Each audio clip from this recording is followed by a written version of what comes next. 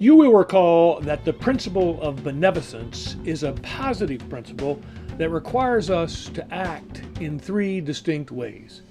It requires us to act to protect people from harm or injury.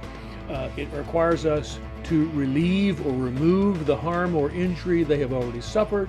And it points to a broader obligation to act in ways that promote human welfare.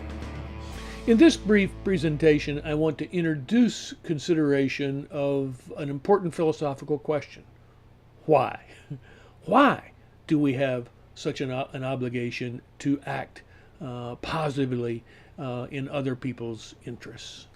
In considering the obligations to which the principle of non-maleficence points, we talked about the facts of our physical nature, the fact of our equal vulnerability to injury as an underlying reason for our recognition of an obligation not to hurt each other. As we turn to beneficence, I think we are turning to a moral consideration that reflects an awareness that we are not just physical beings, but we are also social beings. And in saying that, what I'm pointing to is the fact that none of us is absolutely self-sufficient. Particularly in a modern society, each of us depends upon others. Our own interests are therefore dependent upon other people having their own interests and their own welfare promoted.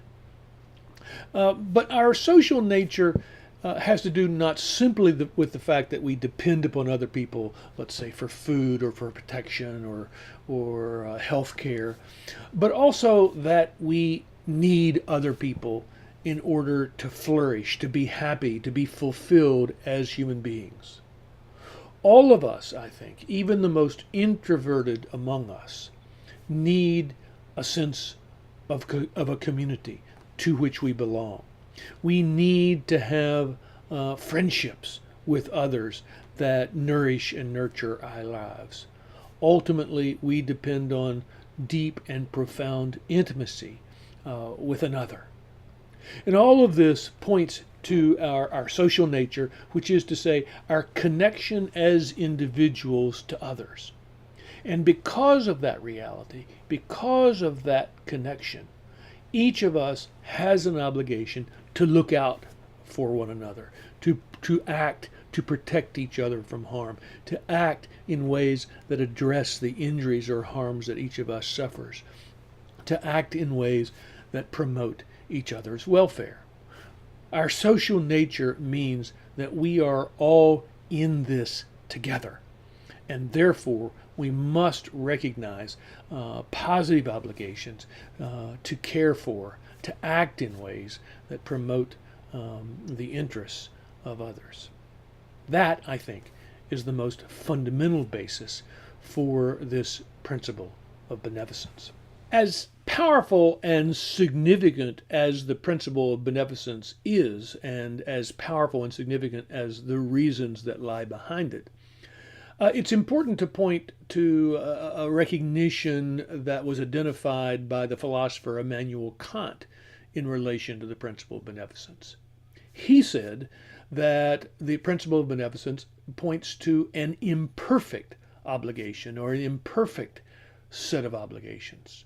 Let's think about what he meant by that. Understand that what Kant meant by referring to beneficence as an imperfect or rather than a perfect obligation has to do with the relative weight of this principle in relation to others, and in particular in relation to the principle of non-maleficence. An imperfect obligation is one that's weaker than other obligations. And again, let's think about this in terms of beneficence and non-maleficence. Kant would say that the principle of non-maleficence is perfect in the sense that it is extremely weighty. We think it's almost always and everywhere wrong to cause harm to another, to injure, to kill them, obviously without sufficient and significant moral reason for doing so. But we aren't as obligated to help people, Kant wants to say, as we are not to hurt them. An example I often use is this. I clearly have a very strong obligation not to hit you over the head with a baseball bat when you walk into my classroom. Now, if I were to give you each $20, that would help you. That would promote your welfare. That would be consistent with the principle of beneficence. But certainly we don't think my obligation to give you $20 it compares at all to my obligation not to hit you over the head with a baseball bat. You are not going to criticize me to your parents or to your roommates for not giving you $20. However, you would criticize me. Indeed, you would turn me over to the police if I hit you over the head with a baseball bat.